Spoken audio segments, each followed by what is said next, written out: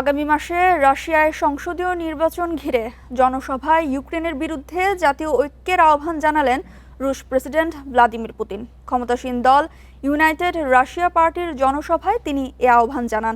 এবারের নির্বাচনে ভোট দেবেন 11 কোটির বেশি ভোটার।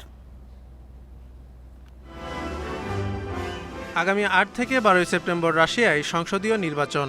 ভোটের আগ দিয়ে জনসভার আয়োজন করে ক্ষমতাসীন দল ইউনাইটেড রাশিয়া। শনিবার মস্কোতে এই জনসভায় যোগ দেন রুশ প্রেসিডেন্ট ভ্লাদিমির পুতিন। 4.5 বছরের বেশি সময় ধরে চলা ইউক্রেন যুদ্ধে জাতীয় ঐক্যের ডাক দেন তিনি।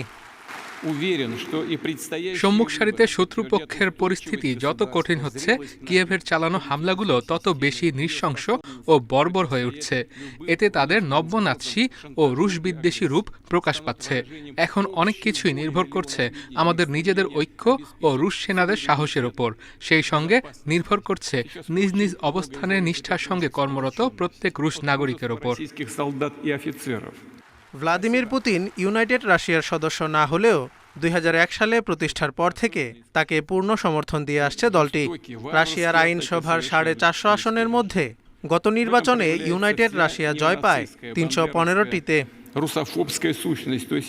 আমি আত্মবিশ্বাসী আসন্ন নির্বাচন রাষ্ট্রের স্থিতিশীলতা, রাজনৈতিক ব্যবস্থার পরিপক্কতা, যে কোনো বাহ্যিক হুমকি ও আগ্রাসন প্রতিহতের সক্ষমতা নিশ্চিত করবে।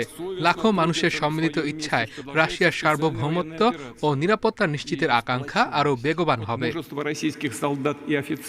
একটি জাতির মূল্যবোধ হারিয়ে গেলে তার পরিণতি কি হয়, ইউক্রেন তারই উদাহরণ বলে দাবি করেন ইউনাইটেড রাশিয়ার প্রধান ও সাবেক রুশ প্রেসিডেন্ট দিমিত্রি মেদভেদেভ। যুদ্ধরত রুশ সেনা ও তাদের পরিবারকে সহায়তা বাড়ানোর প্রতিশ্রুতি দেন তিনি। Zobayer Hussain, Independent news.